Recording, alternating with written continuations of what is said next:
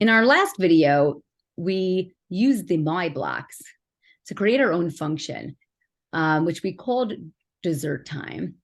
However, one thing we did realize, or our kids did realize right after we posted, was this is kind of a silly use of a function, because if you look at it, you didn't really need it. You could have just put, instead of saying dessert time, even if you're saying it over and over, even if you are putting it in multiple places.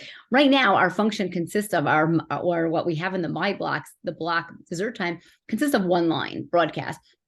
So in this case, it doesn't really make sense because it's just one line, you can just repeat it. But normally you have a function that might be doing something more complicated.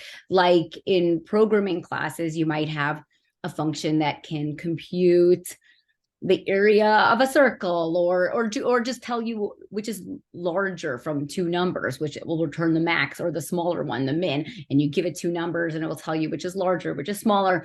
Or even it's a function that prints out a square or some nice design, and now anytime you want this nice header. Oh, do you have a good example? Let's say we didn't only want to have a donut in our in our dessert time. We wanted a donut and ice cream and cake and chocolate.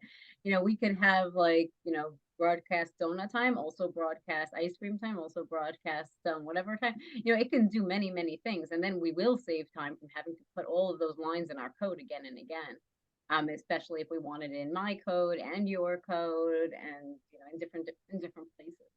So programming is very powerful, and you just need to think about when you want to do something, when things make sense to be in a function, because you realize you're using it again and again and again, and you're just typing out a lot of code again and again and again. When things should be in a loop because it's happening a few times, at once, and you want to put it in a loop. When things need to be in a conditional.